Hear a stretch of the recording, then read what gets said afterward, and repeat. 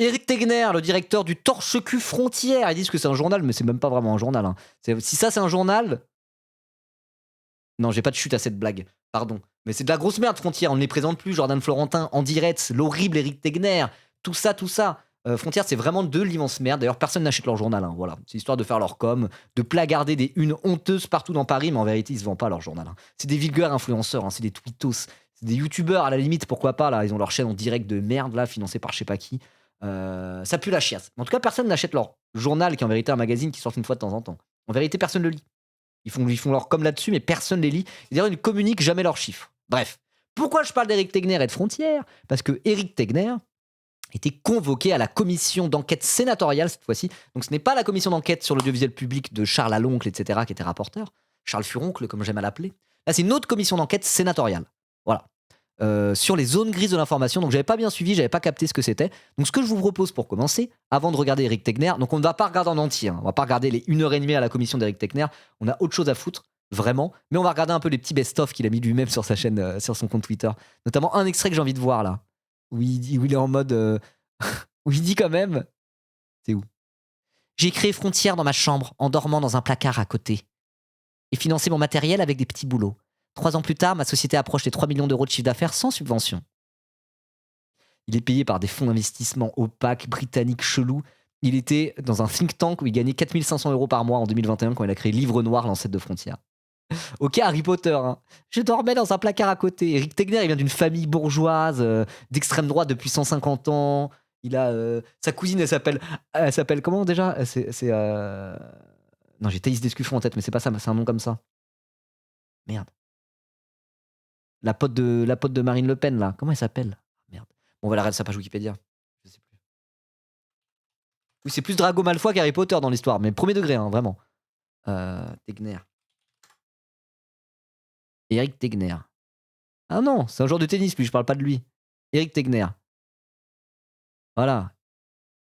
C'est où ? Voilà, Marie d'Herbès de Tain, c'est ça. Sa cousine s'appelle Marie d'Herbès de Tain. Double particule. C'est un peu une famille bourgeoise, ça, où je rêve, quoi. Voilà. Le grand-père d'Éric Tegner, Marcel Chéreil de la Rivière, était déjà lié au Front National, à l'époque où c'était littéralement des nazis, quoi. Sa tante, Sandrine Blau, est la deuxième épouse de Jean-Marie Le Chevalier, maire de Toulon. Voilà, il a étudié le droit à Panthéon-Assas, après il a fait une école de commerce. Non, et après il a fait le truc de Marion Maréchal, l'ICEP, quoi. Il est en mode genre, je me suis fait tout seul, moi, ok ? Je me suis fait tout seul quand j'étais payé 4 500 euros par mois par un think tank que personne connaît, avec la thune de Viktor Orban. Oui, oui, bien sûr, bien sûr. Donc on va un peu détricoter tout ça. Hein. On va un peu détricoter tout ça. Mais d'abord, on va lire c'est quoi ce truc de commission sénatoriale ? Parce que j'ai pas bien compris. Je l'apprends en même temps que vous. Voilà. Les zones grises de l'information. Qu'est-ce que c'est que ça ? La commission de la culture, de l'éducation et de la communication et du sport aussi a engagé une mission d'information sur la régulation de l'info dans l'espace numérique, dont les rapporteurs sont Agnès Evran, Laurent Lafont et Sylvie Robert. Pour mener cette mission d'information, le Sénat a conféré à la commission les prérogatives attribuées aux commissions d'enquête. Ok. Pourquoi ce contrôle ? L'émergence de nouveaux acteurs tels que les grandes plateformes, les médias exclusivement en ligne, les influenceurs, c'est moi, ainsi que le développement rapide des outils d'intelligence artificielle ont bouleversé le paysage de l'information. C'est bien vrai. Donc les influenceurs politiques qui font du contenu en ligne, non régis par l'Arcom, les streamers de gauche sont concernés aussi, les youtubeurs de gauche sont aussi concernés. Donc intéressant en vrai, intéressant. En gros, ils veulent réguler les nouveaux médias. Denis Robert y était aussi, ouais voilà, c'est pour ça. À voir comment tout ça va se goupiller, mais peut-être qu'à un moment donné, ils vont réguler aussi ce qui se fait sur Internet. Je sais pas, on verra. La frontière entre information, commentaires, divertissement et communication s'estompe, c'est bien vrai. Cette situation, qui peut fragiliser la lisibilité et la crédibilité de l'information, est de nature à faciliter des manipulations d'origine interne ou étrangère. Ah, c'est ça le souci. Et au risque de porter atteinte au processus démocratique. Ah, bah je me sens pas concerné si c'est ça. Non, mais tranquille, moi je ne suis financé que par vos dons, et par les pubs YouTube aussi, et un peu l'UMA qui me paye. Moi je parle clairement, je dis clairement d'où je parle, il n'y a pas de financement opaque de quoi que ce soit, il n'y a pas de manipulation d'origine interne ou étrangère, déjà je suis tout seul, quoi. Voilà. Salut Pasté Caché, comment ça va ? Donc à voir. Mais après, moi je pars du principe que si t'es clair dans d'où tu parles et ce que tu dis et que t'as pas d'espèce de truc opaque avec des histoires d'ingérence et de financement qui sortent de je sais pas où, pour en vérité en avançant masqué tenter d'influer sur je sais pas quoi, bon, moi je me sens pas inquiété du coup. Voilà. Tandis qu'Éric Tegner, c'est tout le contraire. Frontière, ils font que ça. Ils sont en mode genre, non, nous sommes un média. Oh, un média de droite, mais c'est tout. Non, non, on a un vrai média, un promis. Alors que c'est des propagandistes de bas étage, vraiment de bas étage, quoi. Avec parfois des financements, on sait pas trop d'où ils sortent. Voilà, notamment ce fameux fonds d'investissement britannique, avec probablement des oligarques russes de je sais pas quoi. Il a eu de la thune plus ou moins de Viktor Orban quand il a lancé Livre Noir aussi à l'époque. Voilà. Donc c'est plus ça en vérité, je pense qu'ils essayent de voir. Est-ce qu'il n'y aurait pas des histoires d'ingérence parce qu'il y a des zones grises de la régulation audiovisuelle sur des espaces internet pour des médias internet. C'est aussi le cas éventuellement pour des influenceurs, mais moi personnellement, je me sens pas inquiété. Voilà. La régulation de ces nouvelles dimensions du paysage informationnel est récente et caractérisée par une diversité de cadres juridiques. Elle se distingue des règles unifiées appliquées par l'ARCOM au secteur audiovisuel et s'inscrit dans le cadre de la législation européenne encadrant l'activité des plateformes numériques et la liberté des médias. Ok. Dans ce contexte, la mission sénatoriale entend identifier et mesurer les risques et menaces qui pèsent sur l'espace informationnel français, évaluer la robustesse du dispositif institutionnel et législatif destiné à protéger celui-ci, et enfin, proposer des pistes d'évolution pour mieux réguler l'information dans l'espace numérique et préserver l'intégrité du débat public. Ok, bah effectivement, là tous les droitards qui sont passés pour des médias, pour des lanceurs d'alerte, alors que c'est vraiment, encore une fois, des propagandistes de bas étage. Hein. Et quand je dis de bas étage, c'est qu'ils n'ont aucune finesse dans ce qu'ils font. Ils sont assez mauvais en réalité. Ils n'hésitent pas à mentir et dire de la merde, quoi. Moi, je sais pas, j'estime que même si t'es un mec de gauche, mais du coup, t'assumes ton côté militant, ton côté engagé, t'assumes être de gauche, t'as pas de financement opaque, et derrière, t'as une certaine forme d'honnêteté intellectuelle, tu ne fonctionnes pas au mensonge. Moi, je me sens pas inquiété. Hein. Éric Tegner et Frontière, il y a moyen qu'ils se sentent inquiétés par contre. Bizarre. Hein. Ribot a dit je suis insociable. Bah, dans le cas d'ingérence de je sais pas quoi, attends, de nature à faciliter des manipulations d'origine interne ou étrangère, je me sens pas concerné par ça. Hein. Moi, il n'y a pas de truc d'origine interne ou étrangère. Je suis tout seul dans mon coin. Je suis pas corrompu par qui que ce soit. Et voilà, et j'avance pas en mentant. Et en me faisant passer pour autre chose qu'un streamer. Donc à partir de là, en vrai, voilà. Interne, LFI. Non, mais je suis pas télescopé par la France Insoumise en fait. Donc non. Hein. Oui, la seule influence d'origine étrangère, c'est Onibaku et il est français, c'est juste qu'il habite au Japon en ce moment. Tout à fait. T'es même pas allé aux amphis. Bah, je vais peut-être y aller cette année en vrai, je suis un peu chaud pour y aller cette année. Et Cuba ne finance pas? Bah non, mais non. Non, y a que c'est vous qui me financez. Ma compta est claire. Hein. Il faut une comptabilité claire. Et moi, c'est clair. Hein. Et mes revenus, c'est vous, sous forme de dons et de subs, principalement, très principalement. L'UMA, où je suis payé 270 € bruts par émission, voilà, je vous le dis. Et aussi les revenus YouTube, Google AdSense. Voilà, tout ça est consigné dans mon petit fichier Excel. J'ai aucun autre financement, le fisc peut aller vérifier, il n'y a aucun souci là-dessus. Je suis parfaitement transparent. Voilà. Non, moi je suis influencé par personne. J'influence, mais je suis influencé par personne. Enfin, si, je suis influencé par tout le monde, mais pas par de l'argent ou quoi que ce soit. Tout le monde est influencé par tout le monde, quoi. Voilà. Et la weed, oui, parfois je suis sous influence. Bref, t'as cité Mao et pas Mélenchon aujourd'hui.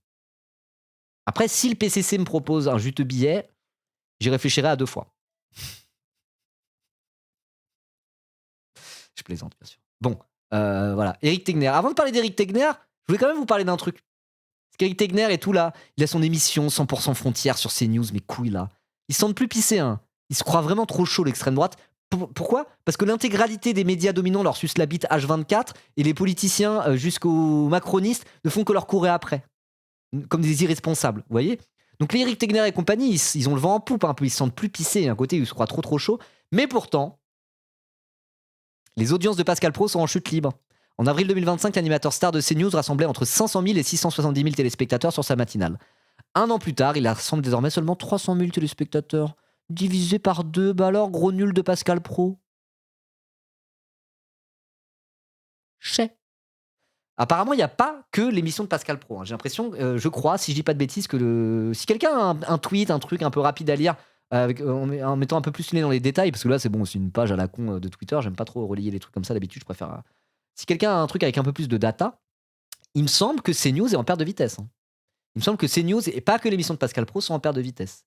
Donc au moment où Éric Tegner et Frontières arrivent et ont leur propre émission sur CNews 100% Frontières, c'est un peu le moment où CNews se pète la gueule et a priori, c'est pas eux qui vont redorer les audiences. Pourquoi? Moi j'ai ma petite idée, c'est qu'à un moment donné, prendre les gens pour des imbéciles toute la journée, prendre son propre public et ses propres téléspectateurs pour des cons, en leur montant, en faisant des émissions pour débiles, en mode merdique quoi. Proposer des choses qui sont objectivement de mauvaise qualité d'un point de vue informationnel, du pur éditorial nul à chier qui se maquille pour étendre l'information, bout d'un moment, prendre ses auditeurs et prendre ses téléspectateurs pour des cons toute la journée, sur le long terme, je suis pas sûr que ça fonctionne en fait. Quand ta simple existence et l'existence de tes programmes est une insulte à l'intelligence humaine, il y a un moment donné, bah ouais, tu parles des téléspectateurs parce que les gens sont pas cons à ce point quoi. On parle souvent des gens qui sont matrixés parce qu'ils regardent CNews toute la journée.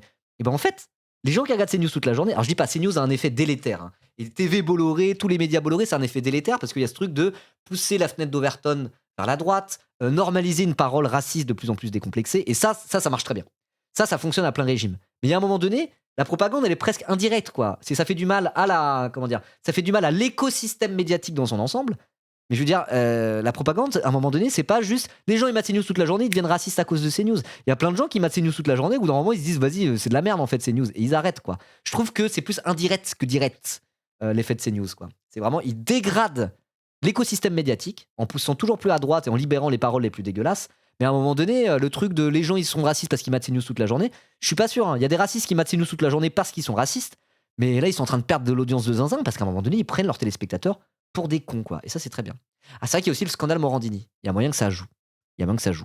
En tout cas, ça fait plaisir, quoi.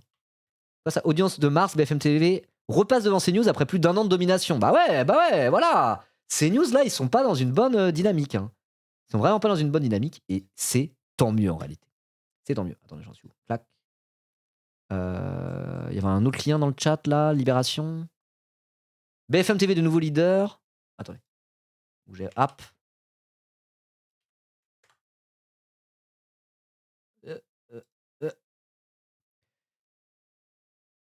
BFM TV de nouveau leader, LCI au coude à coude avec CNews. L'intense match à 3 des chaînes d'infos pour capter les audiences. Ok, attendez.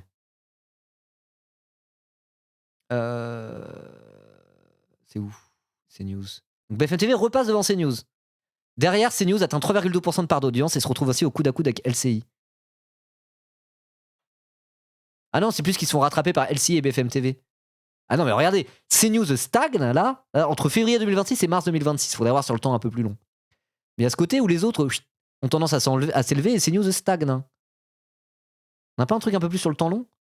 France Info à la rue, ouais, bah ça, ouais. S'il serait pas allé trop loin avec 100% frontière, je sais pas. Mais moi, je trouve qu'à force de prendre les gens pour des cons, il y a un côté où ça finit par plus passer, quoi. Il y a même Sonia Mabrouk qui s'est barrée de CNews, etc., etc. Reprendre les intox fabriqués par l'extrême droite. Mes couilles, je sais pas. Une chaîne militante, ça peut être usant. Ah! L'amateurisme et la faible crédibilité de l'antenne de Vincent Bolloré sur les questions internationales se ressentent dans les chiffres. Dans le match à 3 qu'il oppose à ses concurrentes, CNews est celle qui progresse le moins en mars par rapport à février. Bon, ça progresse encore un peu. Pendant que les autres carburent. Dans le groupe Canal+, on se rassure comme on peut. Ok. Donc non, CNews n'a pas le vent en poupe en ce moment. Hein. CNews n'a pas le vent en poupe. Voilà. Ben moi, je pense que c'est... Vraiment, je pense qu'effectivement, il y a ce côté où c'est que des couillons, qui ont leur conversation de couillons, qui n'y connaissent rien et qui prennent leur auditeur pour des cons, quoi. Et je pense que, y compris des gens qui regardent CNews, ils sont pas dupes et à un moment donné, ils en ont marre, quoi. À un moment donné, ils en ont plein le cul, quoi. Voilà. Moi, je pense qu'il y a un effet comme ça. Donc, c'est bien de le rappeler avant de passer à Eric Tegner. Et en parallèle de CNews qui patine un peu dans la semoule, il y a quoi? Radio Nova, nouveau record historique débloqué. Vous êtes 1 595 000 à écouter Radio Nova chaque jour, une audience multipliée par 4 en 2 ans. Et pour une fois, l'inflation nous va bien. Une belle envolée et surtout beaucoup d'amour pour vous, auditeurs et auditrices. Merci pour votre fidélité. Alors moi, je fais partie des gens qui écoutaient beaucoup Radio Nova avant parce que je faisais de la bagnole. Et depuis que je fais plus de voiture, depuis à peu près 2024, un peu avant, j'écoute beaucoup moins Radio Nova. Mais pourtant, ça a explosé. Bah ouais. Comme quoi, finalement, est-ce que ça serait pas l'offre et la demande, tout ça? Il y a une demande de l'extrême droite à la télévision? Peut-être, j'en sais rien. En tout cas, il y a une offre télévisuelle et médiatique de manière générale, de droite dure et d'extrême droite même, qui est en décalage par rapport à la demande. Il y a 12 milliards de radios et de chaînes de gros doigtras insupportables. Il y a que l'embarras du choix, Sud Radio, Europe 1, CNews, et même ceux qui sont pas officiellement d'extrême droite, les BFM et compagnie, c'est tous des droitards insupportables, quoi. Vous voyez? À côté de ça, il y a peut-être une demande de médias de gauche, de médias pas juste sur Internet. Hein. De toute façon, en vrai, si la gauche est forte sur Internet comme ça, si les médias indépendants de gauche fonctionnent sur Internet, pourquoi? Parce qu'il y a une demande d'un contenu éditorialisé à gauche qui n'existe pas à la télévision et qui existe à peine à la radio. C'est pas pour rien que les streamers de gauche ça fonctionne bien, plus que les streamers de droite. Qu'est-ce qu'on dirait de s'emmerder à regarder des streamers de droite quand des éditorialistes de droite, il y a que ça à la télé toute la journée. Vous voyez? Moi je pense que le fait que le Twitch gauchiste, n'est-ce pas, fonctionne assez bien, c'est qu'il y a une demande de contenu éditorialisé à gauche qui n'existe pas dans les médias dominants. À côté de ça, Bah pour la droite, c'est moins le cas. Mais surtout, à côté de ça, il y a Radio Nova qui a pris un peu ce virage à gauche pour de vrai, qui l'ont fait. Hein. C'est même Mathieu Pigasse qui a beau être un centimillionnaire, il l'a fait quand même. Peut-être par intérêt aussi. Peut-être qu'il a senti le truc. Il s'est dit, attends, ça manque d'une offre de gauche à la radio. Peut-être que si je fais un gros virage à gauche avec ma radio, let's go, ça va bien marcher. En vrai, ça. Là, l'entrepreneur Pigasse, pas le gauchiste Pigasse, l'entrepreneur Mathieu Pigasse peut quand même se frotter les mains en voyant des chiffres comme ça sur sa radio. Donc est-ce que c'est par opportunisme qu'il a mis un coup de barre à gauche ou est-ce que c'est parce qu'il est vraiment de gauche pour de vrai? Je pense que c'est un mélange des deux, vous voyez? Mais en tout cas, voilà. Il y avait peut-être un décalage en termes d'offres et de demande. Il y a une demande de contenu éditorialisé à gauche, ça manque d'une offre. Et bah Radio Nova qui décide d'assumer d'être une radio bien à gauche, ça fonctionne. C'est une bonne nouvelle. Et CNews, bah là, il patine dans la semoule parce qu'à un moment donné, peut-être qu'il y a trop de contenu de droite, full droitard, et qu'à un moment donné, bah c'est bon quoi. Ça va 5 minutes. Les gens, ils veulent peut-être un peu autre chose quoi. Donc voilà. Donc moi, j'en appelle aux milliardaires de ce pays, aux investisseurs de ce pays. Faites comme Mathieu Pigasse, soyez intéressés. Voilà, financez des gauchistes. Et peut-être qu'à un moment donné, bah, en fait, vous allez avoir une audience de zinzin parce que ça manque de gauchistes dans les médias. Voilà. Il n'y a que France Inter, quoi, qui est censé être de gauche et qui l'est de moins en moins. Voilà, Radio Nova, on peut dire vraiment, ils sont vraiment à gauche pour de vrai, quoi. Bah très bien, regardez les audiences qu'ils font. Bah let's go. On continue maintenant. Si vous le faites pas par bonté de cœur, messieurs les investisseurs, faites-le par opportunisme. Regardez, ça marche pour Pigasse, pourquoi pas pour vous? Financez-moi. Aïe, aïe, aïe, aïe, aïe. Ok, bon allez, c'est parti maintenant pour Eric Tegner. Je voulais parler de ça en introduction. En tout cas, Eric Tegner, je trouve pareil, hein, c'est tellement bouffonnesque ce qu'ils font Frontier. Qu'à un moment donné, sortie de x.com anciennement Twitter, ça fait un peu de la merde. Hein. Même leurs stats YouTube, elles sont pas à zinzin. Pour des gens qui ont autant d'argent, je veux dire, ils se font quand même mog tous les jours par Blast, par exemple. Quoi, vraiment. Mais en même temps, c'est pas la même qualité de contenu, Blast et Frontier. Blast, ils invitent des chercheurs, des artistes, des politiciens, ils font des vidéos intéressantes avec des historiens, des trucs de vulgarisation politique. Ils font vraiment des vrais contenus intéressants, Blast. Hein. Je prends Blast comme exemple parce que c'est une grosse chaîne YouTube. Quand tu compares à Frontier, comment ils puent la merde, Frontier. Je veux dire, voilà, Frontier, tu prends leur truc sur YouTube. Pour 569 000 abonnés, ils font pas des vues de dingue. Hein. 4 000, 3 200, 6 300, 1 200, 4 900, 13 000, 1000, 28 000 là. Voilà, alors leur contenu phare, c'est Lino Delacroix qui essaye de faire le même format que faisait Charlie Kirk à l'ancienne, où vraiment il va faire des débats à la con sur les campus et il se fait humilier en se victimisant, quoi. Voilà, c'est leur contenu phare et ça fait 28 000 vues. Là, on a 43 000 vues pour un truc sur le terrain avec Damien Rieu. Quel enfer. Voilà, 43 000 vues voilà, pour le repos-trottoir, leur micro-trottoir, 83 000 vues. Il n'y a aucun truc au-dessus de 100 000. Hein. Je suis désolé, leurs vues, c'est pas terrible. Hein. C'est pas terrible. Hein. Vraiment. Je sais pas, tu regardes la pas du team. La pas du team, c'est 3 gars avec des webcams qui payent un monteur comme ça, tranquillou, quoi. Alors après, bon, il y a des gens qui bossent à la pas du team, ils font un peu de chiffres, quoi. Mais ça n'a rien à voir avec Frontier. Ils ont 100 fois moins la thune. Regardez la pas du team à côté. Ils font autant, voire plus de vues. Ils font plus de vues. Eux, c'est du 30 000, 40 000, entre 30 et 50 000 vues sur toutes les vidéos, une par jour. 35 000 vues, 41 000 vues, 45 000 vues, 56 000 vues, 44 000 vues, 40 000 vues. Parfois, ça monte à 65 000 vues avec du bon gros clickbait. Je veux dire, ils font plus de vues. Hein. Avec seulement 100 000 abonnés. Comparez ça à cette merde de Frontier. Ils ont pas de buzz, Frontier, voilà la vérité. Ils mettent des millions et des millions d'euros d'investisseurs privés sortis de je sais pas où pour être quand même assez flopesque. T'es mal vu. 4 000 vues, c'est ce que je fais moi. Sur mes VOD YouTube sans montage. Tout seul dans mon bureau, tout seul dans ma chambre. Comme un pull à pisse. Pareil, d'autres gros streamers, la Zawa Prod par exemple. C'est des vues comparables à la pas du team, vous voyez. Peut-être un peu moins, parce que la pas du team, c'est des youtubeurs maintenant, c'est plus des streamers. Tes mains, voilà. 25 000, 30 000, 49 000, 30 000, 38 000. Il y en a à 22 000, 20 000 vues. Je veux dire, ils font plus que Frontier en moyenne. Hein. Ils font en moyenne plus que Frontier. Avec même pas 100 000 abonnés. Et c'est nettement plus indépendant que Frontier, quoi. Genre, la pas du team, l'exemple est encore plus criant parce qu'ils ont même pas de locaux ou quoi que ce soit, quoi. Vous voyez. La Zawa, ils ont quand même du matos, des locaux. Voilà, quoi. Mais genre, enfin. C'est pour ça. Frontier, sur x.com, anciennement Twitter, ils sont très présents. Ils sont genre, ils sortent plein de stats de cons, là. Mais en vérité, c'est assez flopesque. Hein. Quand tu fais le rapport thune investie dans Frontier par rapport aux vues réelles qu'ils font, heureusement qu'ils se font carry par Bolloré avec leur émission 100% Frontières sur CNews. Parce que comme ça, ils y seraient même plus, quoi. Et je veux dire, les chiffres de comment se vend leur torche-cul Frontières, le journal papier, ils en parlent même pas. Ils disent, ça se vend très bien. Ils donnent aucun chiffre exprès parce que ça ne se vend pas. Ça ne se vend pas. Tout ça, c'est une espèce de psyop de l'extrême droite en réalité, quoi. Voilà, c'est important de le répéter. C'est un peu la grenouille qui veut se faire plus grosse que le bœuf Frontières. Est-ce qu'ils vont finir par exploser? Peut-être. Voilà. Donc en tout cas, voilà, ça va être un peu le best-of Radio Frontières. On va regarder un peu. Alors la qualité est dégueulasse, hein, ça va pas plus une vidéo, c'est merde. Mais c'est pas grave, on va regarder, ça va être un peu le best-of d'Éric Tegner en commission. On va bien se foutre de la gueule, l'horrible Éric Tegner, quoi. Voilà. Donc là, il présente un peu Frontières, quoi. Le travail salutaire de Frontières. Publié donc depuis le début plus d'une centaine d'enquêtes avec de très nombreuses révélations. Par exemple, la condamnation définitive de Raphaël Arnaud pour violence. Mais Raphaël Arnaud, révélation. Ouais, donc vous avez des flics d'extrême droite qui vont vous faire fuiter des informations policières, quoi. C'est ça le truc, voilà, révélation. Hein. également sur C'était pas une révélation en plus, on le savait déjà, non? Enfin, juste pour vous dire le niveau de Frontières. Ouais, je vais monter un peu le son. Juste pour vous dire le niveau de Frontières. Ah, avec mon nouveau plugin. Incroyable. Ah, je suis super heureux. imams radicaux. Les imams radicaux. Juste pour vous dire un peu le niveau des révélations de Frontières. Bah voilà, justement. Les brebis galeuses de LFI, là, c'est juste là. C'est écrit juste ici. Dans les brebis galeuses de LFI, il y avait 100 personnes qu'ils ont épinglées comme étant des candidats problématiques de la France insoumise. Donc pareil, ils ne font que copier la gauche. Hein. Ils savent pas inventer quoi que ce soit par eux-mêmes. Ils copient la gauche dans leurs insultes, dans leur angle d'attaque sur leur adversaire et même dans ce qu'ils produisent. Et d'ailleurs, il avait présenté Frontières comme devant être le Mediapart de droite. Mediapart, ils ont fait tomber un ancien président de la République. Il y a des vraies révélations avec du journaliste d'investigation de zinzin tous les jours sur Mediapart. Personne ne pourra dire le contraire, même les haters qui aiment pas Edoui Plenel. Bon, j'arrête avec ça. À côté, leur truc de brebis galeuse de LFI, dedans, ils ont mis des personnes. Ils ont mis le camarade Fernael qui stream. J'avais invité sur cette chaîne, qui est un militaire.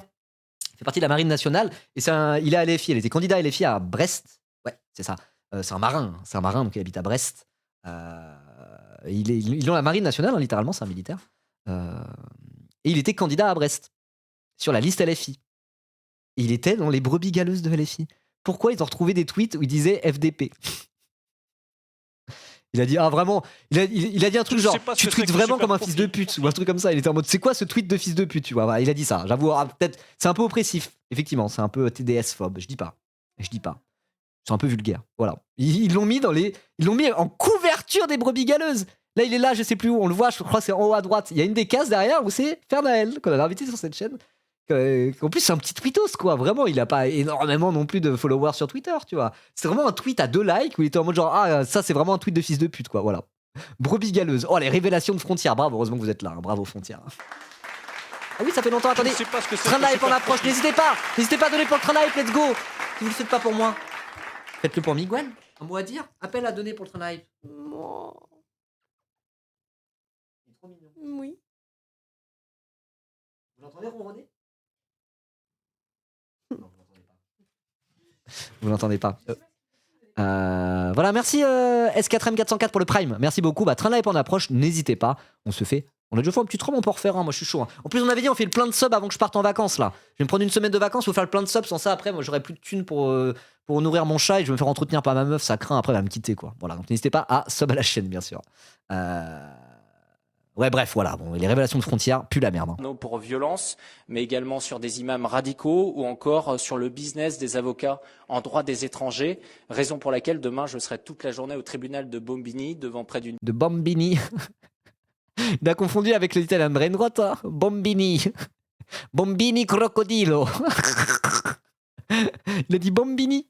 De Bombini. De Bombini. Ah, c'est drôle quand même. Ah, je me retrouve devant les tribunaux, les gens ils portent plainte contre moi. Mais tu respectes pas la loi peut-être aussi à certains moments quoi. Ça va. Près d'une dizaine d'avocats et l'ensemble des... Crocodili Bombini. On dirait vraiment de l'Italian Brain Rot. Des syndicats d'avocats de France et de différentes associations en droit des étrangers. Ça répond à la question de la régularisation, de la régulation, pardonnez-moi, des médias. Et face à cela, certains appellent aujourd'hui à notre interdiction, notre fermeture. Notre fermeture? Ouais, moi j'appelle à votre fermeture. Bon, après, je sais pas si légalement c'est possible en vrai. J'aimerais pas modifier la loi exprès pour s'attaquer à Frontières. C'est pas mon genre, je suis un démocrate. Mais juste Frontières, c'est un torche-fiac. C'est de l'immense merde. C'est des gros bouffons. Et puis ils ont déjà quand même mis des gens en danger en révélant des adresses et des trucs comme ça, quoi. Il y a quand même Jordan Florentin qui a fait un micro-trottoir où il a été sonné au domicile de Louis Boyard. Ils ont révélé des informations sur des assistants parlementaires qui ne sont pas des élus, qui sont des travailleurs de l'Assemblée nationale, en mettant des informations personnelles dedans, quoi. Des trucs où ils ont des plaintes au cul, à raison. Donc à côté de ça, juste, s'ils se comportaient à peu près comme des journalistes en respectant un semblant de déontologie, moi j'aurais pas de souci. Moi c'est ça mon souci avec eux. C'est pas que ce soit un média d'opinion, ça sera ni le premier ni le dernier, quoi. Et c'est pas parce que c'est un média d'opinion que j'aimerais les interdire. C'est juste que ils ont aucun respect de la déontologie journalistique. Aucun, quoi. Et même chose pour CNews d'ailleurs. On n'aimerait pas vous interdire parce que vous êtes de droite. On aimerait vous interdire parce que vous respectez même pas vraiment la loi et vous êtes des immenses bouffons. Voilà. Et moi je dis ça, si la loi le permet pas, je suis pas pour interdire quoi que ce soit. Nous intentent des procédures bâillons, on en a près d'une vingtaine aujourd'hui.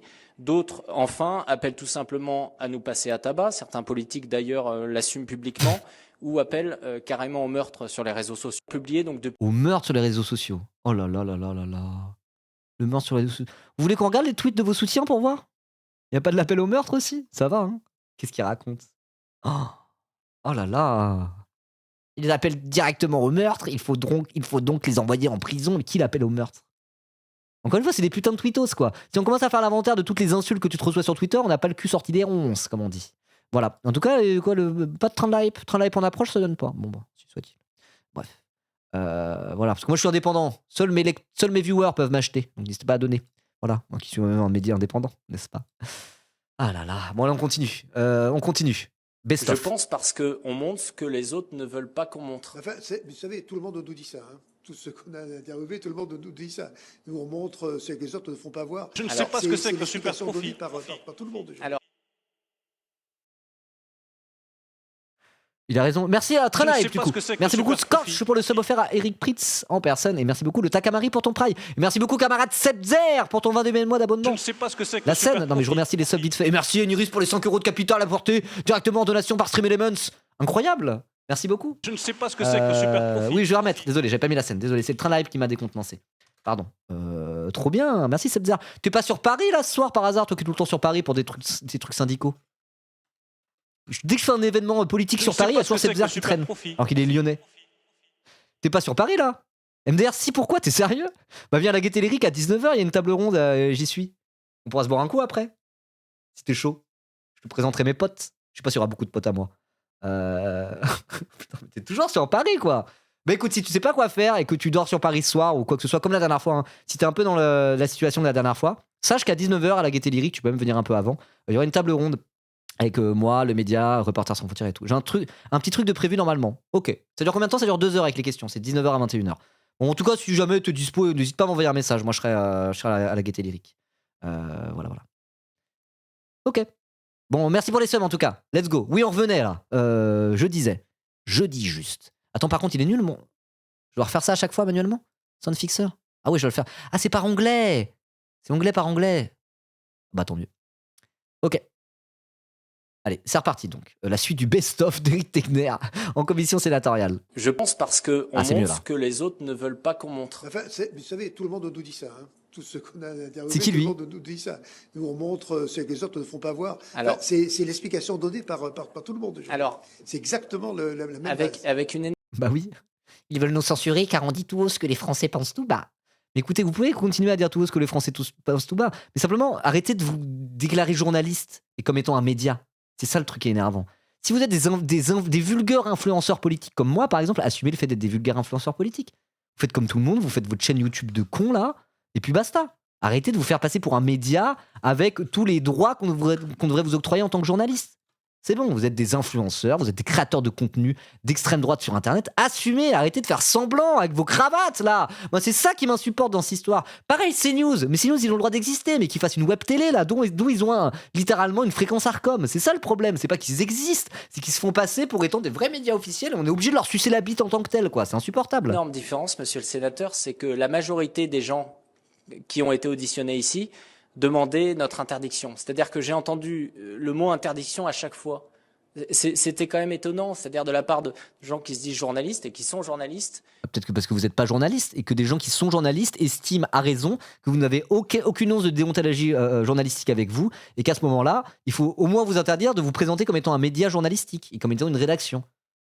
Vous inquiétez pas, vous pourrez faire une chaîne YouTube, ça sera jamais interdit. Hein. D'avoir comme première règle de dire donnez-nous de l'argent parce qu'en face il y a les médias Bolloré, c'est devenu presque un business model. Hein, l'ensemble de leurs vidéos sur YouTube, c'est ça en permanence. Bah oui, Mais il est complètement con, lui, ou quoi? Genre, l'extrême droite et la droite de manière générale a tous les médias dominants. Et c'est de ça dont on va parler, justement. Ça sera intéressant ce soir à la Gaîté Lyrique. C'est que, évidemment, si on n'a pas des médias financés directement par les lecteurs, les viewers, les spectateurs, etc., pour contrebalancer l'état déplorable de nos médias dominants actuels, gangrénés par l'extrême droite et par des milliardaires d'extrême droite qui rachètent des médias à plus savoir quoi en foutre, on fait quoi? Donc nous, faudrait fermer notre gueule. Faudrait fermer notre gueule et dire « Ah bah non, en fait. Non, on va pas essayer de se lever comme étant une contrebalance, vous voyez, par rapport aux médias de droite. Non, non. Encore une fois, ils ont envie d'une chose, c'est qu'on ferme notre gueule. Ils ont envie qu'on ferme notre gueule, qu'on n'existe pas et qu'on les laisse dérouler, quoi. Bah non. Mais c'est la bataille culturelle à un moment donné, Eric. Qu'est-ce que tu veux que je te dise, pauvre bouffon? On n'a pas le droit de dire, face aux médias Bolloré, bah on a besoin d'avoir une autre voix et pour ça on a besoin de financement. Non, non, non, faut qu'on ferme notre gueule, quoi. S'il n'y a pas Bolloré en personne qui vient nous offrir directement un créneau sur sa chaîne de merde, on ferme notre gueule, quoi. Mais tu crois que c'est facile la vie comme ça quand on est de gauche? Tu crois que quand on est de gauche, regardez l'état de médiocrité de ce que c'est Frontières. La médiocrité de ces personnes. La médiocrité de Frontières, ils ont quand même le droit à une émission à leur nom, 100% Frontières sur CNews. Mais nous, si c'était facile à gauche, ça serait facile aussi, quoi. Ça serait le moins de personnes qui se bavent dessus en disant des banalités de gauche et qui comprennent rien à ce qu'ils racontent comme Frontières. On serait directement, on aurait une émission à notre nom à la télé sur une fréquence Arcom. Déjà, on joue en mode archi difficile, vous jouez en mode facile. Et là, ça vient que se victimiser et chouiner comme un œil, quoi. Oh là là, respecte-toi, Eric. Respecte-toi. Et de dire il faut les interdire.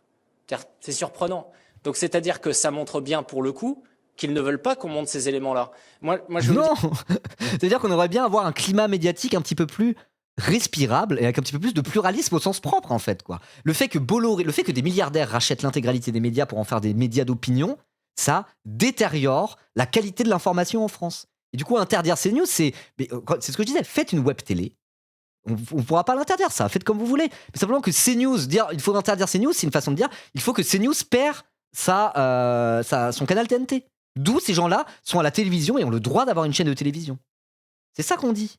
Après, qu'ils fassent leurs vidéos de merde sur Internet, vas-y. Hein. Pascal Pro, lance ta chaîne YouTube, fais-toi plaisir, on s'en bat les couilles, hein, t'inquiète. Nous, la majeure partie de nos reportages, c'est d'aller interroger des gens qui vont aux manifestations de la France Insoumise. On interviewe très peu des gens de droite. Donc, quel est le problème? Parce qu'ils peuvent s'exprimer à notre micro. Quel est ce problème-là? Ah ouais, le micro-trottoir, c'est le niveau... C'est du journalisme de très haut niveau, quoi. Le micro-trottoir. Le micro-trottoir, t'arrives, t'interroges qui tu veux, après tu fais un petit montage pour faire ressortir que ce que t'as envie de faire. Vraiment, le micro-trottoir, c'est pas le niveau le plus stylé de journalisme, quoi. Après, ça peut être cool, les micro-trottoirs, ça peut être intéressant et parfois ça peut être fun. Je dis pas. Mais genre vraiment, quoi. Pourquoi ils veulent pas qu'on fasse de micro-trottoir? Parce que vous êtes des mange-merdes insupportables qui chient surtout en permanence. Mais moi, je suis même pas pour votre interdiction à vous, Frontières, quoi. Moi, je suis pour que CNews perde son canal TNT. Je suis pour que Frontières arrête de se présenter comme des journalistes. Mais en vérité, continuez à faire votre contenu de merde parce que c'est hilarant. En vérité, c'est hilarant. Moi, j'aimerais bien que Jordan Florentin continue. Hein. Je veux pas que Jordan Florentin arrête. C'est une lolco. C'est un plaisir de se foutre de votre gueule. Continuez, hein. Et donc, c'est ça que je veux mettre en avant. Et nous, on s'est rendu sur les routes migratoires. On a montré comment, finalement, moi, j'étais le premier journaliste français à Lampedusa durant la crise de septembre 2023. Oh là là, il se prend pas pour de la merde, celui-là. Hein. Le premier journaliste français sur l'île de Lampedusa pendant la crise migratoire. Oui, oui. Il n'y a aucun autre journaliste qui ont été faire des enquêtes là-dessus. Mais tu te prends pour qui, Eric Tegner? C'est souvent les gens les plus nuls qui se prennent pour les meilleurs, hein, c'est assez impressionnant. Comment finalement, moi j'étais le premier journaliste français... Pourquoi la crise migratoire de 2023 précisément? À Lampedusa durant la crise de septembre 2023, dans l'ensemble des médias français, les gens disaient oui, mais ce sont des réfugiés politiques. Et j'ai tendu le micro à tous ces migrants qui me disaient, ces clandestins qui me disaient, mais écoutez, nous on vient pour des raisons économiques. On est au courant qu'il y a que l'hôpital... Non mais... T'as sélectionné ce que tu voulais. Il est complètement con ou quoi? J'ai sélectionné uniquement les témoignages qui m'intéressaient et après j'ai montré, comme ça j'ai rétabli un peu la vérité. Ouais bah super. On a invité avec l'Humanité les réalisateurs du documentaire Welcome to Europe qui ont travaillé pendant des années sur le sujet des routes migratoires. Ils ont été à Lampedusa, ils ont aussi été sur l'île de Lesbos, en Grèce. Ils sont renseignés là-dessus, ils ont été dans la vallée de la Roya, interrogé Cédric Héroux, ils ont été dans la jungle de Calais, la fameuse, etc., etc. Bizarrement, c'est pas les mêmes témoignages qu'Éric Tegner. Étrange, ça. Étrange. Et bizarrement, en fait, dans Welcome to Europe, effectivement, il y a des réfugiés politiques pour des raisons purement politiques, et il y en a, c'est des réfugiés qui sont là, bah oui, pour raisons économiques, effectivement. Et en fait, c'est ok, il n'y a pas de souci avec ça. tenter d'atteindre une vie meilleure parce que t'es en train de crever la dalle quelque part en migrant, c'est parfaitement normal, on a le droit en fait. C'est quoi ça? Des réfugiés politiques, c'est ok, les autres ça dégage. Noyez-vous dans la Méditerranée, allez, va te faire foutre quoi. France. Ces vidéos, elles existent. Elles ne sont pas fausses. Et nous n'avons pas eu le conseil de déontologie journalistique qui nous a repris dessus. Ils auraient pu le faire en disant qu'on aurait peut-être dû contextualiser, mais une vidéo est une vidéo. Et donc c'est ce genre de choses, évidemment, qui les dérange. Et à ce moment-là, évidemment, le récit, il change. Mais c'est pas de notre faute. C'est-à-dire qu'on a imposé le vrai récit, qui était que ces différents migrants, aujourd'hui, ne venaient pas de pays en guerre. Ils venaient pour des raisons économiques. Et D'accord. Il n'y a aucun réfugié politique en France qui vienne de pays en guerre. On a rétabli la vérité. L'intégralité des migrants qui tentent de traverser la Méditerranée sont tous des gratteurs d'alloc. C'est ça ta vérité, Eric Tegner? Et après, ça se dit journaliste? C'est bon, déjà parler de la vérité avec un grand V. T'as des lignes éditoriales en fonction des journaux. T'as des angles différents en fonction des sujets. Encore une fois, ils s'en bat les couilles. Et le truc des micro-trottoirs. Mais faites comme Vincent Lapierre, soyez des youtubeurs. Tu veux faire des micro-trottoirs, tu fais comme Vincent Lapierre, tu fais tes micro-trottoirs. Et vous savez quoi? Vincent Lapierre fait plus de vues que Frontières. C'est ça le pire. Ils se font moquer par le très médiocre Vincent Lapierre. Vincent Lapierre, personne ne dit on doit interdire le média Vincent Lapierre parce qu'il ne se dit pas que c'est un média, c'est un youtubeur qui se présente en tant que youtubeur. Qu'est-ce que tu veux faire? T'es un youtubeur de droite. Bon bah oui, ok, très bien, il a le droit d'exister. Super. Ils se font moquer par Vincent Lapierre. T'es mal les vues de Vincent Lapierre sur un micro-trottoir. 200 000, 140 000, 156 000. Et on parle pas d'interdire Vincent Lapierre parce que c'est un youtubeur, il fait ce qu'il veut à un moment donné, même si c'est de la merde son contenu, il fait ce qu'il veut. Lui il estime que mon contenu c'est de la merde, j'estime que son contenu c'est de la merde. Parfois il m'insulte un peu sur Twitter et vice versa. Ok, très bien, il y a pas de souci avec ça. Mais lui il se présente pas comme étant un média et comme étant un journaliste, il me semble pas. Ou peut-être remarque, mais j'en sais rien quoi. Mais donc ouais, j'en reviens à la même conclusion. Faites votre merde là, bavez-vous dessus, mais arrêtez de vous proclamer journaliste quoi. Voilà, dites on est un créateur de contenu sur internet et basta. c'est l'élément qui les dérange, parce que ce que je veux dire, c'est que il y a une presse, on peut dire, d'opinion à droite, etc. Pourquoi il sait même pas couper ses extraits? Le son il est tout faible, c'est pixelisé, il coupe au milieu des phrases. Moi j'avais la flemme de regarder en entier, je voulais regarder juste les extraits qu'il a mis. Morceau choisi, et au final plus la merde quoi. Bon bah ok. Alors en vérité c'est surtout le dernier que j'ai envie de voir. Oui, il fait le misérable là. Ok, alors c'est quoi ça? Je pense que Les labels pour les médias, ils pensent que ça serait une catastrophe. Alors attendez, je vais prendre l'habitude de mettre mon sound fixer ici. le principal objectif, c'est d'éviter que des médias soient interdits et soient fermés. Donc s'ils commencent à fermer et à interdire des médias comme ce qui est demandé aujourd'hui majoritairement dans le paysage public d'un certain bord, les labels n'auront aucun sens. Ensuite, je pense que Il est en mode. Donc c'est quoi cette histoire de label? C'est mettre des labels sur des médias pour dire attention, ça c'est un média de droite radicale, ça c'est un média centriste, ça c'est un média de gauche, ça c'est un média d'extrême gauche. Moi je m'en bats les couilles. Hein. Moi si on me dit attention, Ribot dans la sauce a été classifié comme un streamer d'extrême gauche. Je suis en mode bah oui, bah ok, je m'en bats les couilles. Hein. Lui il est contre. Il est contre et c'est quoi son argument? De toute façon, ceux qui veulent faire ça, ils veulent interdire tous les médias. Donc s'il y a tous les médias de droite, donc s'il y a plus de médias de droite, ça sert à rien de faire des labels. Je suis extrêmement intelligent. Non, t'es con, Eric Tegner. ce qui compte, c'est la confiance de votre public. Ça, c'est un élément qui est important. C'est-à-dire que Votre public, on a rien à foutre de vous. J'aimerais bien savoir dans leur chiffre d'affaires, c'est quoi la part de leur chiffre d'affaires où c'est exactement où c'est les abonnements du public. J'aimerais bien savoir. Ça montrait un peu l'attachement de leur fameux public et la confiance de leur public. Sur tout leur chiffre d'affaires annuel, combien est dû aux abonnements, combien est dû à du financement direct de leur public qui paye pour eux. J'aimerais bien savoir. J'aimerais bien savoir. Comparé à quelque chose comme Blast, par exemple, Street Press, ou moi. Voilà, Street Press, il en a parlé il y a pas longtemps. C'était qui? C'était Mathieu Mollard, là, il a échangé avec des droitards sur Twitter. Et il a dit, vous dites n'importe quoi, les subventions publiques, c'est même pas 10% de notre chiffre d'affaires. Plus de 70% de notre chiffre d'affaires, c'est les abonnements des lecteurs. Moi, c'est pareil, c'est les 2/3 de mon chiffre d'affaires, c'est vous, c'est les subs. Donc moi, je peux le dire, moi, je dépends de mon public, pour de vrai. Eux, ils dépendent d'investisseurs privés, de milliardaires de cons, notamment un député ciottiste. Voilà. Ils sont en mode, la confiance de nos lecteurs, vous êtes une psyope de merde, personne vous lit, tout le monde s'en bat les couilles de vous, il y a personne qui a un attachement à Jordan Florentin en tant qu'influenceur qui serait prêt à lui lâcher sur son Tipeee, tout le monde s'en branle de vos gueules.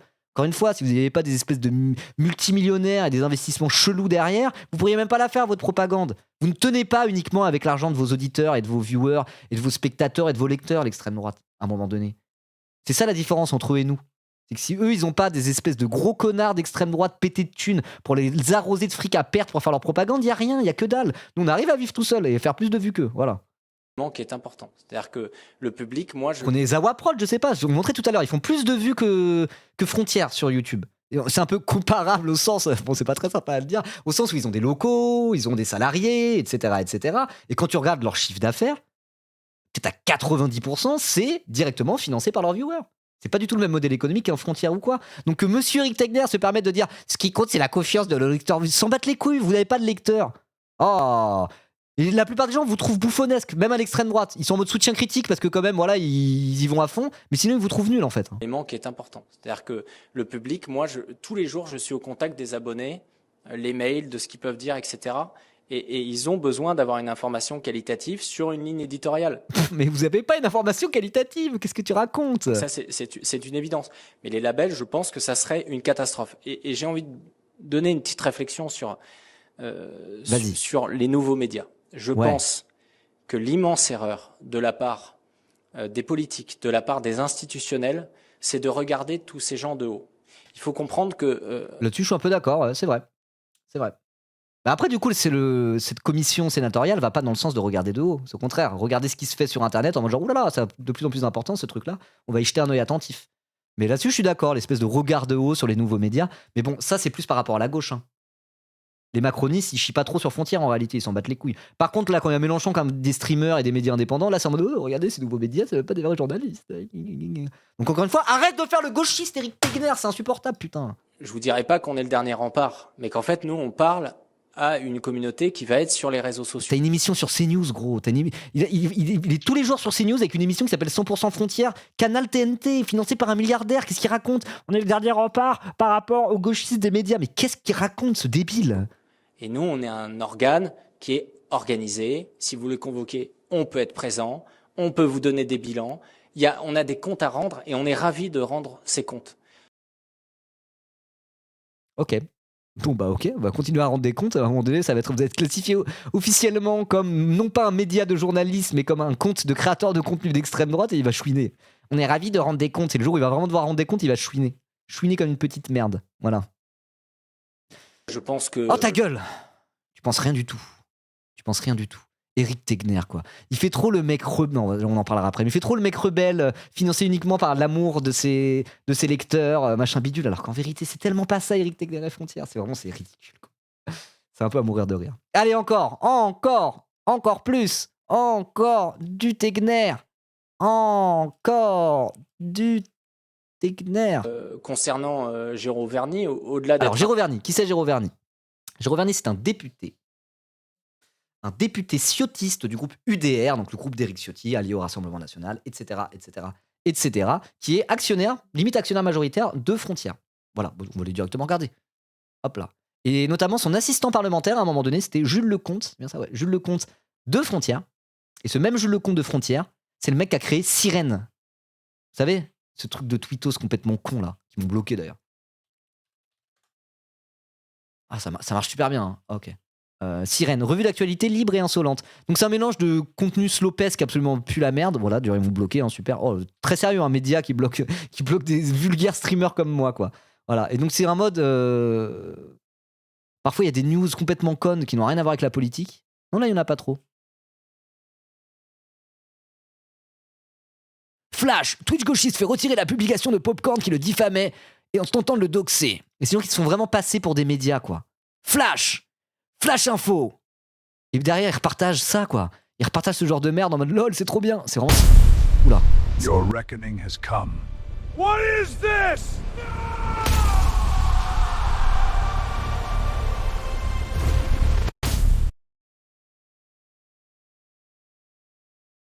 Il est sénile. C'est quoi ça? J'avais pas vu cette merde. Pourquoi il se représente en train de se faire gifler par le Christ?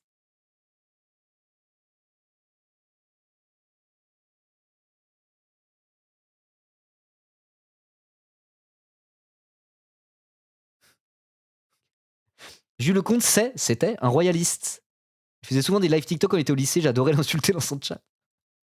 Ouais, bah. Oui, c'est au même niveau que lui, mais genre, je comprends pas. Bon, bref. En tout cas, voilà, Sirène, c'est vraiment de la merde. Ça se fait passer encore une fois pour un média de je ne sais quoi, alors que, bon, c'est de la grosse merde, hein.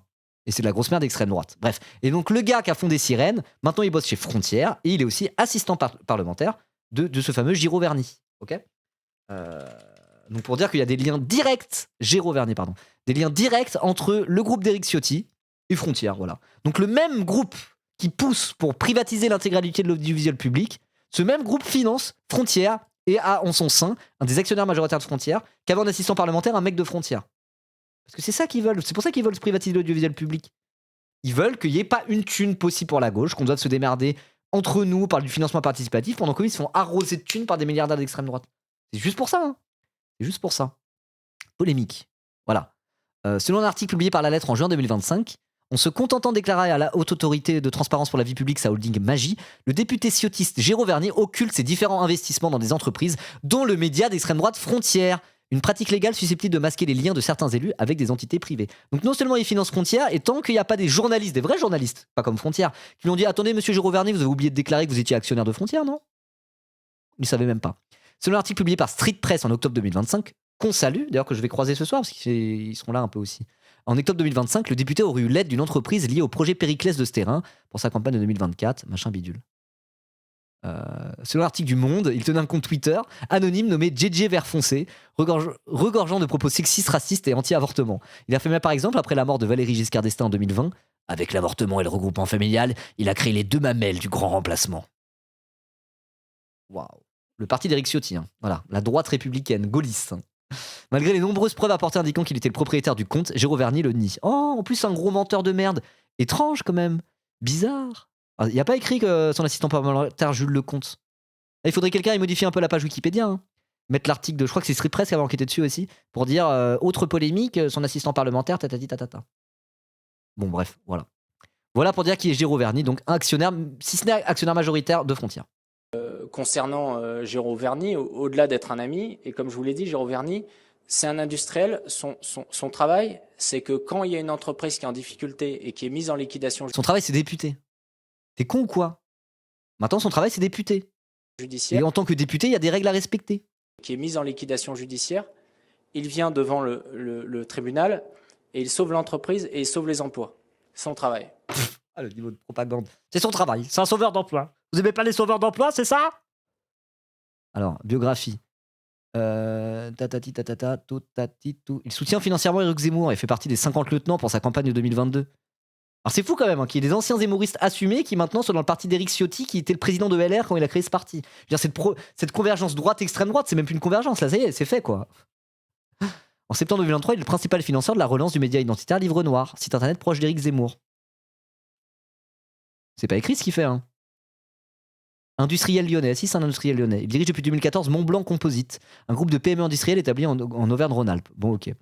Donc, source sur son métier, c'est de sauver des petites entreprises et de sauver des emplois. Source, le gros cul d'Éric Tegner, hein, c'est tout ce que j'ai à dire, bref. Je trouve ça formidable. Donc, il a choisi effectivement d'être actionnaire chez nous.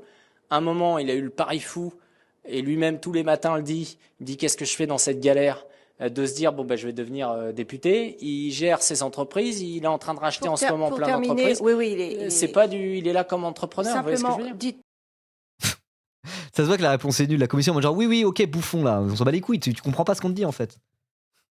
Vous trouvez ça normal qu'un député de la nation et c'est bille directement dans un média tout en voulant privatiser l'audiovisuel public? Et moi, genre, bah, c'est un entrepreneur, il fait ce qu'il veut. Bah non, il est député, il fait pas ce qu'il veut. Et d'ailleurs, toi, si t'es journaliste, tu fais pas ce que tu veux non plus, Éric Tegner. Mais il est pas journaliste. Ces nombreuses demandes de carte de presse ont toutes été refusées. On peut être journaliste sans carte de presse, mais quand tu demandes une carte de presse et que tu te la fais refuser, et que tu dis derrière que toi as une carte de presse alors que c'est faux, là, bon voilà. Coucou escargot, comment ça va? Et moi je fais ce que je veux ou pas? Mais oui, toi tu fais ce que tu veux. Toi tu ne prétends pas être un média journaliste. T'es en mode bah non, je suis un créateur de contenu, je suis un streamer. T'assumes d'où tu parles, t'as pas de financement opaque de fonds d'investissement de je sais pas où, t'es pas financé par des députés, t'as pas le lien avec qui que ce soit, donc toi tu fais ce que tu veux. Et c'est ça la différence entre eux et nous, c'est ce que je disais, c'est que nous on se prétend pas être autre chose que des créateurs de contenu sur internet, quoi. Donc on va pas finir en commission comme ça. Comme entrepreneur, vous voyez ce que je veux Mais dire? les journalopes, nous? Bah moins que lui, moi un peu pour le coup. dites de quel groupe il est, député? UDR. D'accord, très bien, merci. Concernant On a le sentiment qu'il est en train de se faire cook. Hein. Ah, j'aurais bien regardé ça en entier finalement, mais pas le temps. Ah, on va juste faire le best-of. Mais là, on a une séquence un peu plus longue. Ça, c'est la séquence qu'il a mis en intégralité. Enfin, 6 minutes 27, voilà. À la base, c'est juste ça auquel je voulais réact, mais je me suis dit, on va faire tous les petits trucs avant. Cette citation, hein, juste. J'ai hâte. On va se régaler. Allez, c'est parti. le président, mesdames les rapporteurs, mesdames et messieurs. Alors, attendez, juste. Désolé, j'ai pas encore pris l'habitude de faire ça avec mon extension. Messieurs les sénateurs, déjà je suis très honoré d'être auditionné lors de cette commission d'enquête sur les zones grises de l'information que j'ai pu âprement suivre ces derniers Ah non, jours. j'ai pas fait de shout-out à Escargoug, pardon. Shout-out à Escargoug. Est-ce que je dois présenter Escargoug? Vous connaissez tous Escargoug ou pas? Escargoug, streamer politique de gauche et ami. Donc n'hésitez pas à aller le suivre, n'hésitez pas à laisser le follow dès maintenant. Si vous le connaissez pas là, le petit truc en haut, vous mettez votre petit like à la cool, et puis comme ça vous irez voir ce qu'il en est. Voilà. Alors de ce propos préliminaire, ça me permettra aussi de dire un petit peu qui je suis, parce que parfois quand on est dans le secteur des médias, on peut être diabolisé, donc c'est intéressant de raconter d'où on part. Moi j'ai 32 ans, je suis fils d'un... 32 ans? On a le même âge? J'ai le même âge qu'Éric Tegner? Et du 15 septembre 93. Moi je suis de mars 94, ouais, on a le même âge, on a été ensemble à l'école. Après ça se voit qu'il est pas vieux, mais genre je sais pas...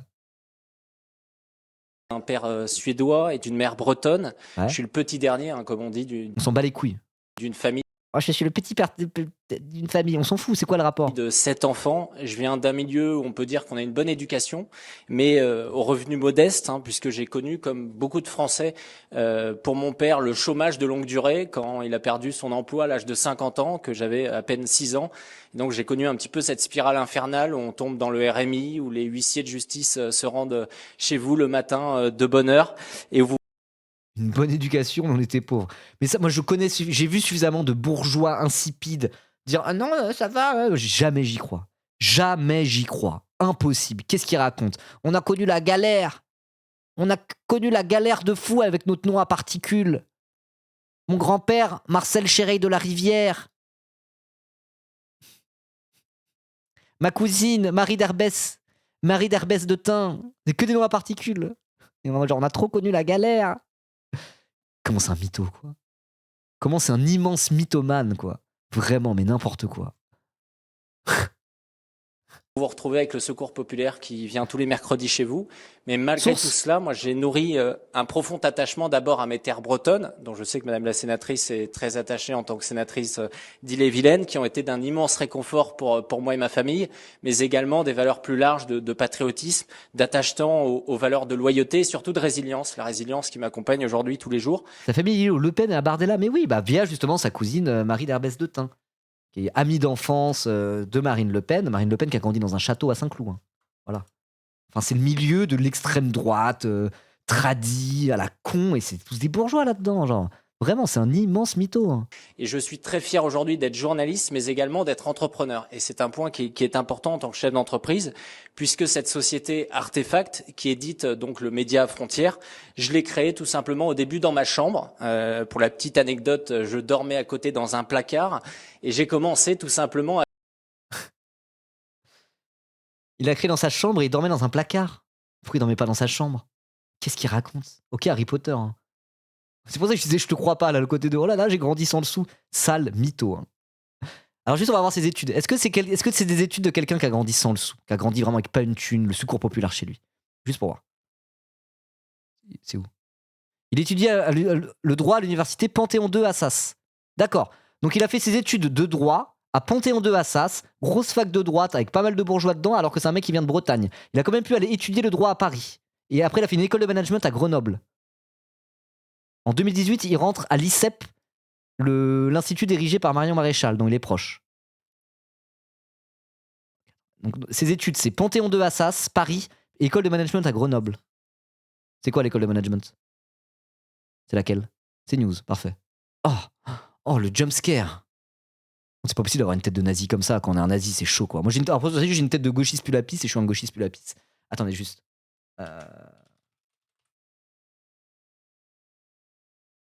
C'est quoi, attends? Étudiante d'une école de management à Grenoble. Ils en disent pas plus? Bon, on est d'accord que les écoles de management, c'est payant. Les écoles de commerce public, c'est après avoir fait une prépa HEC, à la limite. On est d'accord, on est tous d'accord. C'est GEM, l'école de management? Ah, merci. C'est quoi ces photos à l'ancienne, quand il était plus jeune? Il était encore... C'est quoi ça? Je savais pas, Éric Tegner a glow up. Putain, ça fallait le savoir. Hein. Éric Tegner a glow up, regardez. Il est plus stylé maintenant, ça lui va pas du tout la buzz cut. C'est un article abonné, putain. Je suis pas abonné au Nouvel Ops, moi. Bon, en tout cas, l'école de management de Grenoble, vous l'avez, c'est GEM Grenoble. GEM Grenoble, frais de scolarité à GEM Grenoble. Ah. Les frais de scolarité à GEM Alpine Business School en 2026. C'est celle-là, on est d'accord, il n'a pas mis les écoles de management à Grenoble. Les frais de scolarité. 20 000 euros par an. 20 000 euros par an. 20 000 euros par an. 18 000 euros par an. Ah là, on a 16 000 euros, 17 000 euros par an pour le Management of Sports and Outdoor Markets. En un an, là, 20 000 euros. En 2 ans, on a du 53 000 euros sur le programme CPGE, Grande École. 26 000 euros par an. Tableau des frais de scolarité. On est que sur du 25 000 euros l'année, une seule année. Donc il va me dire qu'il a grandi sans le sou, qu'il y avait le secours populaire chez lui, que c'était la grande galère. Combien Entre 17 000 et 25 000 euros l'année. Voilà. Donc il va me dire qu'il a grandi sans le sou, qu'il y avait le secours populaire chez lui, famille nombreuse, père pauvre, et qu'il a quand même réussi à faire Panthéon 2 Assas into une école de management à Grenoble. Les gens qui sont pauvres et qui font des parcours scolaires un peu incroyables, ils font pas ces études-là. Ils font pas une école de management à Grenoble. Ils font des grandes études pour de vrai. Ils vont en prépa parce que c'est des têtes. Ils font leur prépa maths sup maths spé, ils finissent à Polytechnique en étant boursiers, je ne sais quoi. Ils font pas une école de management à Grenoble après Panthéon 2 Assas avant de fonder leur média avec de la thune sortie de leur cul. Qu'est-ce que c'est que ces bêtises, genre vraiment le mytho. Je pense que vraiment son père à un moment donné il a perdu son job, il s'est retrouvé au chômage, mais comme il avait de la thune parce qu'il vient d'une famille bourgeoise, ça a pas posé de soucis quoi. Oh là là, le mytho, le mythomane. J'ai créé Frontières dans ma chambre, je l'avais dans un placard comme Harry Potter. Après avoir sorti d'une école de management à Grenoble à 25 000 euros l'année. Non mais tu te fous de la gueule du monde. Qui édite donc le média Frontières. Ça c'est comme les bourges qui sont en mode non mais j'ai bossé pour financer mes études. Non, ils ont pas bossé pour financer leurs études, leurs parents leur ont payé leurs études et en fait pour se donner un peu bonne conscience, leurs parents ils étaient en mode par contre tu bosseras l'été hein. Voilà. Un mois à l'usine l'été, ils leur font pendant leurs 17 et leurs 18 ans et après leur dit bah voilà, maintenant que tu sais ce que c'est d'être un prolo, ça va. Tu peux faire des grandes études et devenir un manager. C'est un truc archi classique dans les familles de bourges, ça. Des gens qui sont en mode genre, oh, mais moi j'ai bossé à l'usine hein, quand j'étais jeune. Oui, t'as bossé un mois à l'usine pour te donner bonne conscience. Ça, c'est réel de fou. Réel de fou. J'en ai connu des comme ça, hein, j'en ai connu. Et là, genre, c'est ça, mes puissance 10, là, Éric Tegner. Qu'est-ce qu'il raconte? Familier à Jean-Marie Le Pen, etc. Bah ouais, je disais. Enfin, genre, vraiment, c'est une dinguerie de mentir autant. Hein. En commission. J'ai créé tout simplement au début dans ma chambre. Pour la petite anecdote, je dormais à côté dans un placard et j'ai commencé tout simplement à financer mon petit matériel par des petits boulots chez McDonald's ou encore comme barman la nuit ou en enchaînant de petites missions comme la distribution de journaux gratuits. Ok, alors attends, juste pour voir, Éric Tegner, on va vérifier un truc. On va vérifier un petit truc. Juste pour voir. Donc là, c'était sur j'ai grandi dans une famille modeste. Ok, d'accord. Juste pour voir. C'est où? Merde, attendez. Ah, c'est où? Attendez. Zut. C'était en 2021. Voilà.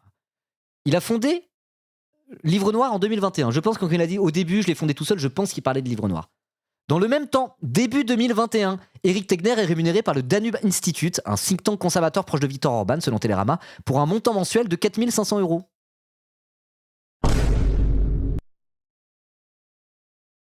Je travaillais à McDo, je distribuais des journaux pour pouvoir payer ma chambre d'étudiant car j'étais sans le sou. Il parlait de Artefact. Mais c'est quand? En 2021, il lance sa chaîne YouTube Livre Noir? Ah non, tu parles en 2019, avant? Quand il était chez les Républicains? Quand il était responsable des jeunes de droite libérale, le mouvement de Virginie Kamels? Quand il était candidat à la présidence des jeunes républicains en 2018? Quand c'était un proche de Marion Maréchal?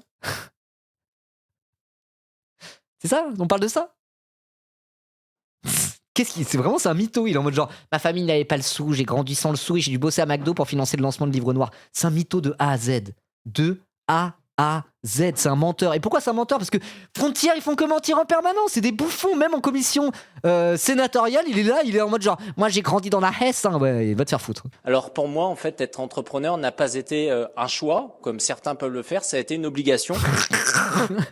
Ok, d'accord, ouais. On dirait des femmes musulmanes qui portent le voile, qui peuvent être embauchées nulle part et qui du coup se mettent à vendre des cupcakes sur Instagram, genre, ok, d'accord. Parce que suite à mes études supérieures dans une grande école de commerce à Grenoble, que j'ai financée grâce à l'alternance, parce qu'à l'époque, les crédits m'avaient été refusés. C'est en alternance. J'ai été refusé finalement dans de nombreux emplois. J'avais fini même par candidater pour un stage bénévole, tellement je voulais travailler dans la rédaction de Valeurs Actuelles. Et j'avais obtenu à l'époque un refus de de celui qui est depuis évidemment devenu mon ami, c'est-à-dire Geoffroy Lejeune, et que je remercierai finalement parce que c'est suite à cela que ma seule alternative finalement était de créer mon propre média et Sinon, t'aurais pu aller être préparateur de commandes, t'inquiète, il y a du job pour toi. Hein. T'aurais pu être livreur Amazon, il y a du travail. Hein. essayer également de créer quelque chose de nouveau. Alors, Mais le truc je suis devenu j'ai fondé mon média parce que je n'avais pas d'autre choix car j'étais sans le sou. C'est un mytho. Si t'as pas un peu de fond pour créer un média, tu le fais pas quoi. Ou alors vraiment il y aurait eu tout le storytelling derrière, on l'aurait vu. Ça peut exister. Started from the bottom, now we here. Ok. Mais pas Eric Tegner, pitié genre. aujourd'hui, j'ai plus Pas quand tu sors d'une école de management à Grenoble. d'une quoi. vingtaine donc d'employés permanents. Genre Hugo Décrypte, mais même Hugo Décrypte, il sort de Sciences Po. Hein. Et je pense qu'il avait un petit capital de départ pour lancer ses trucs. Je pense. Hein. Je dis pas ça, j'ai aucun souci avec Hugo Décrypte. C'est un mec qui a fait Sciences Po Paris, etc. Je pense qu'il a un petit coup de pouce et c'est ok, y a pas de souci quoi. Devenu mon ami, c'est-à-dire Geoffroy Lejeune, et que je remercierai finalement parce que c'est suite à cela que ma seule alternative finalement était de créer mon propre média et d'essayer également de créer quelque chose de nouveau. Alors aujourd'hui, j'ai plus d'une vingtaine donc d'employés permanents. Ma société, elle fait travailler près d'une quarantaine de personnes. Non, mais attends. Eric Tegner a déjà dit, bah ouais, j'utilise plein de stagiaires et d'alternants sous-payés et puis je les pressurise de fou pour qu'ils puissent faire le maximum parce que c'est comme ça, c'est la règle dans le milieu. Il a déjà dit ça. Il y a plein de gens, ils sont pas salariés là-bas, nous sommes journalistes. Lino Delacroix, là, dont on a parlé tout à l'heure, là, le mec qui fait son format là, Charlie Kirk. Lino Delacroix, il est stagiaire chez Frontières. Ils en font leur journaliste star, entre guillemets. Le mec est en école de journalisme. Il est en stage chez Frontières. Ou en alternance peut-être. Avec un chiffre d'affaires au bout de 3 ans qui avoisine les 3 millions d'euros. Elle est bénéficiaire depuis 2025. C'est un média aux 15 000 abonnés payants et près de 200 millions de vues mensuelles, soit 2 milliards de vues annuelles. Et 200 millions de vues mensuelles. Mais d'où il sort ces chiffres? Ah, il doit prendre les impressions Twitter. Il prend les impressions Twitter en compte.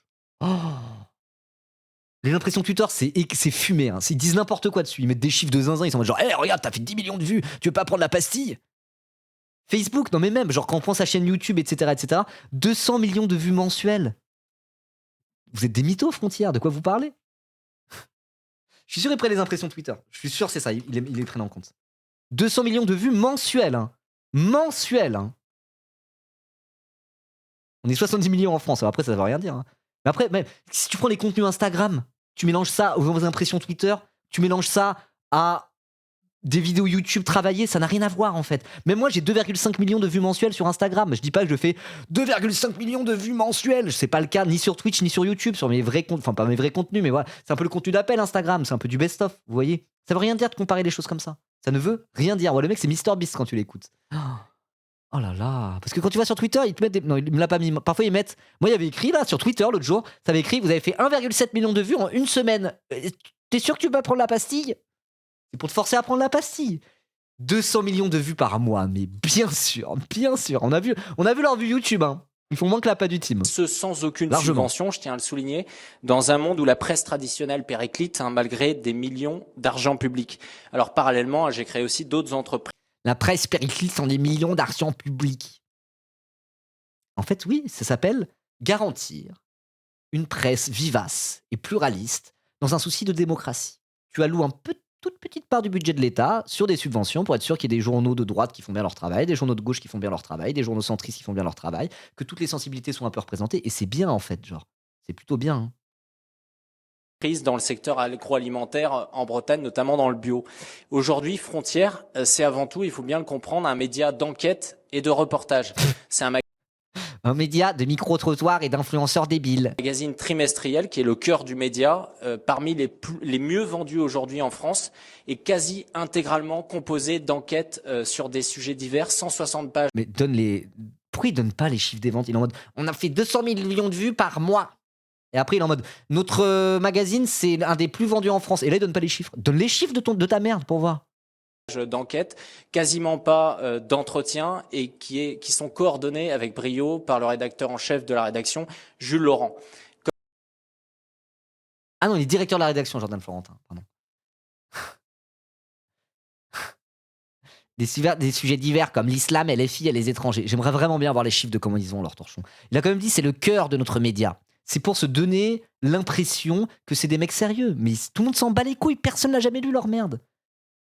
Donne les chiffres, il donne les chiffres sur les nombres d'impressions Twitter, il donne pas les chiffres sur le nombre de magazines vendus. France est quasi intégralement composée d'enquêtes sur des qui sont coordonnées. Alors, je suis d'abord un reporter de terrain. C'était vraiment ça mes débuts, chose que je fais évidemment un reporter de terrain. Quand il a fondé Livre Noir, donc Frontières, avant de s'appeler Frontières, ça s'appelait Livre Noir. Il s'est dit, je vais faire des interviews en copiant Thinkerview, mais pour inviter que des droitards. C'est pas des journalistes de terrain. De quoi il parle? Qu'est-ce qu'il raconte? Il n'a jamais été journaliste avant Frontières, avant Livre Noir. On va sur sa page Wikipédia, il y a écrit, oui, il était en politique, d'abord avec le Front National, après il a été chez les Républicains, après il a été avec les Zemmouriens, Union de la droite, et à un moment donné, il a fini par fonder Livre Noir, en 2021. Et Livre Noir, c'était tout sauf du journalisme de terrain. Livre Noir, c'était, on copie le format de Thinkerview et on fait des interviews avec Zemmour. C'était littéralement ça. Livre Noir, à l'origine. Il est en mode, quand j'ai fondé ça, j'étais un journaliste de terrain, sans le sou, je travaillais au McDo et je vivais dans un placard. Il touchait 4500 € d'un think tank conservateur hongrois avec la tuque de Viktor Orban.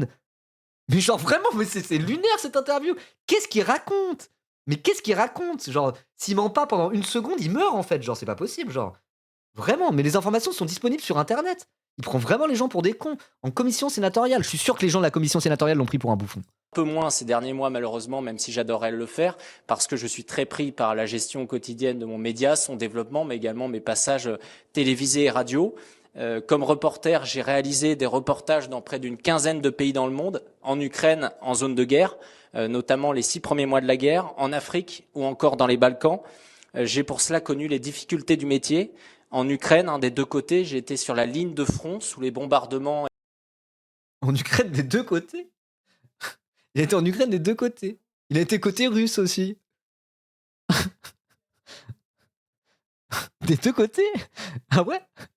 Il a été des deux côtés. Intéressant ça. Et les menaces de drones de Jytomyr près de Kiev pour ceux qui connaissent, ou encore jusqu'à Odessa et Mariupol. Comment ça des deux côtés mon ref? Comment ça? Aïe aïe aïe.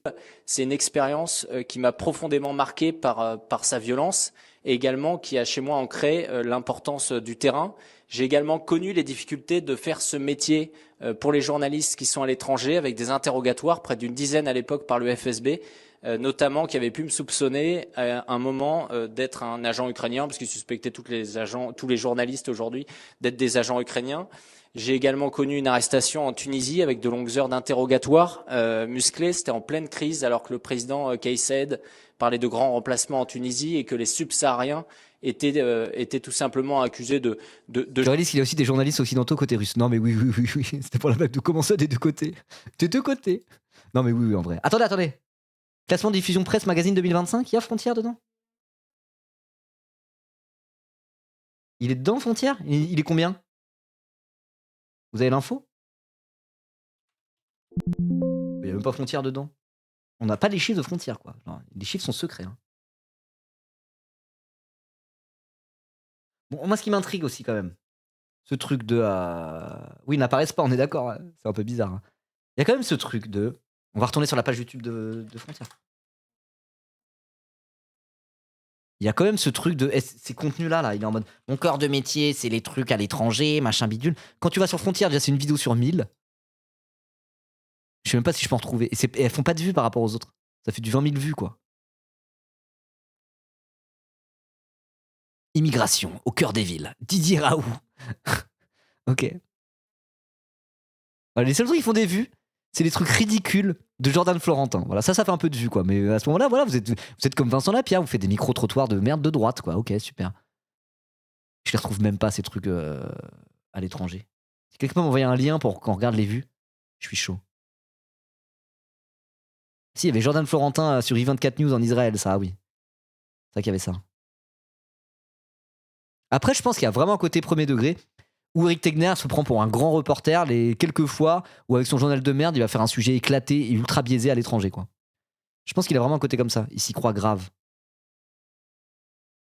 Je retrouve même pas ces vidéos à l'étranger.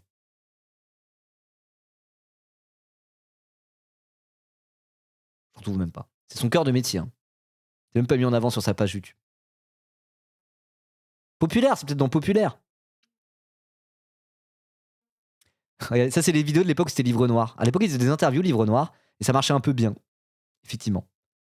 On va dans les contenus populaires. C'est son cœur de métier, hein, les trucs de grands reporters à l'étranger.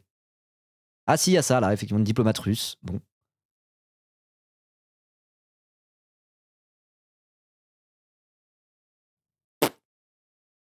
La bataille de Mariupol, au cœur des forces russes du Donbass. C'était il y a 4 ans, ça. Ok, d'accord. Ah, à ce moment-là, il a fait un vrai truc à Mariupol. Ok, là-dessus, je dis pas. Là-dessus, je dis pas. Mais enfin, si ça, c'était le contenu majoritaire de Frontières, ça se saurait. C'est absolument pas le cas. Il est en mode genre, non, notre cœur, c'est notre magazine d'enquête et les reportages à l'étranger. Oui, il y a 4 ans, t'as été en Russie, c'est vrai. Il y a 4 ans. Ça va, hein. Il faut scroller pour le trouver, ton truc. Effectivement, il y a 4 ans, il a fait des trucs en Russie et en Ukraine. C'est vrai. Mais s'il se contentait de faire que ça se saurait. Le cœur du métier de Frontières, c'est pas ça. Évidemment. Évidemment. En tout cas, Livre Noir, ils avaient plus de buzz à l'époque. Hein. Quand on regarde le nombre de vidéos dans leurs vidéos les plus vues, la plupart, c'est à l'époque de Livre Noir. C'est quand ils faisaient des interviews Livre Noir. Hein. Bref, allez, on continue. Chose qui était fausse, c'est que je réalisais à ce moment-là un reportage sous couverture de touristes parce qu'on ne pouvait pas avoir les autorisations presse. Il m'est arrivé à peu près la même chose en République islamique de Mauritanie. Alors... Oui, Livre Noir, c'est l'ancêtre de Frontières. C'est devenu Frontières après. C'est en mode, on arrête de faire que des interviews, on devient un média. Un vrai journal, un vrai média, le Mediapart de droite. Parlait de grands remplacements en Tunisie et que les subsahariens étaient tout simplement accusés de choses qui étaient fausses et que je réalisais à ce moment-là un reportage sous couverture de touristes parce qu'on ne pouvait pas avoir les autorisations presse.